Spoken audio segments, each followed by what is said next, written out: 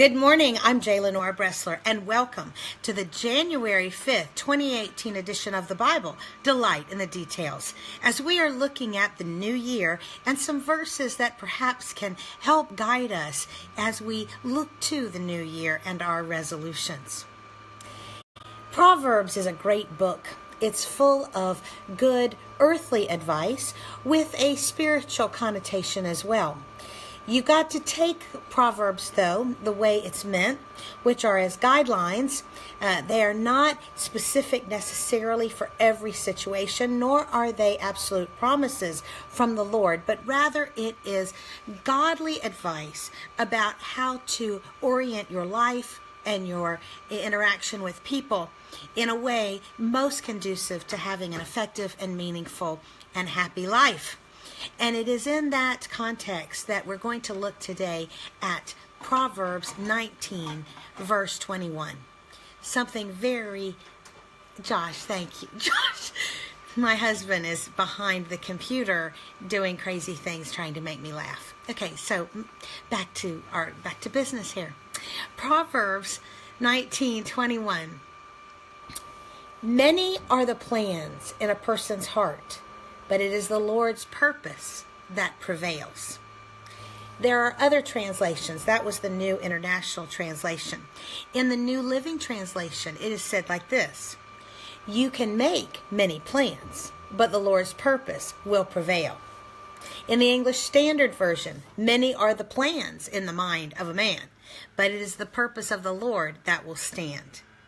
The New American Standard Bible says many plans are in a man's heart, but the counsel of the Lord will stand. What are we to get out of this? Well, as you know, as a leadership consultant, I believe in planning. In fact, I lead organizations in strategic planning retreats. It's part of my bread and butter. It puts food on the table. So I understand very much the importance of goal setting, of holding oneself accountable to plans, and the whole idea of having plans is very important. There was a study done years ago at Harvard, which was recreated at other universities, where they took the graduating class and they asked them, how many of you have plans? And then they came back 10 years later and looked at how they had done. And those people that had plans and had articulated them verbally were doing maybe twice as good in their life as those that said that they didn't have a plan at all. But those that had a plan and had not only articulated it verbally, but written it down and then held themselves accountable were wildly more successful by any definition of success that you would name. So I am committed to the idea of planning. However, we have to understand that we do not have all of the information. We are trying to plan things based on finite knowledge because we are finite beings.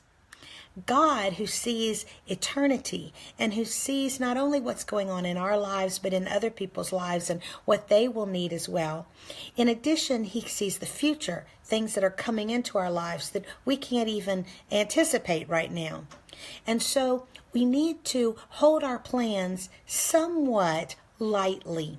You've probably heard the saying about those that we should keep the things that we have, the things that we have been blessed with, given, say money, etc., with an open hand, lightly, so that we can give, and also it opens us up to receiving better as well.